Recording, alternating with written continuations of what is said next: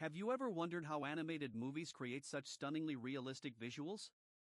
Stick around as we dive into the world of 3D rendering and uncover the secrets behind the magic.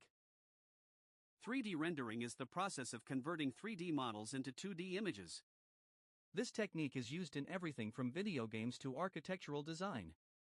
But what does it really entail? At its core, the rendering process includes several key steps: modeling, texturing, lighting, and finally rendering. Each step plays a crucial role in the final output. Let's break them down one by one. First comes modeling, where a 3D object is created using points in 3D space. It's the foundation of everything that follows. Without a solid model, the rendering will fall flat. What do you think happens next? Next, we have texturing. This step involves applying images or colors to the model's surface to make it look realistic. Imagine a wooden table that looks just like the real thing. How do you think textures affect your perception of a model? Lighting is another critical step in the rendering process. It sets the mood and highlights key features of your model.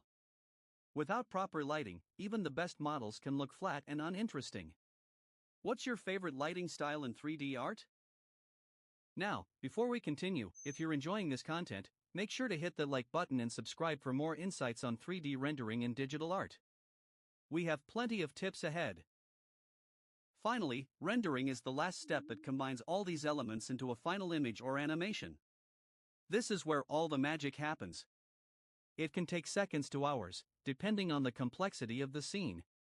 Can you guess what factors influence rendering time? When it comes to software, there are a plethora of options available today.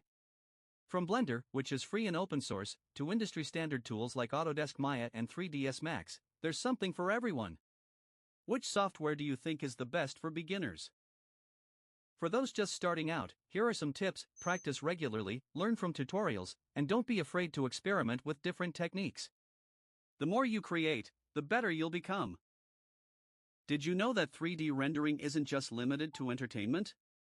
It's widely used in fields like medicine and architecture to create precise visualizations. This is a perfect example of how art meets science. As we wrap up, remember that mastering 3D rendering takes time and patience. Don't rush the process, and always keep learning. What aspect of 3D rendering are you most excited to explore next? Thank you for joining me on this journey through the fascinating world of 3D rendering. If you found this video helpful, please give it a thumbs up and subscribe for more content. Next week, we'll dive into the world of virtual reality and how 3D rendering plays a crucial role in that space.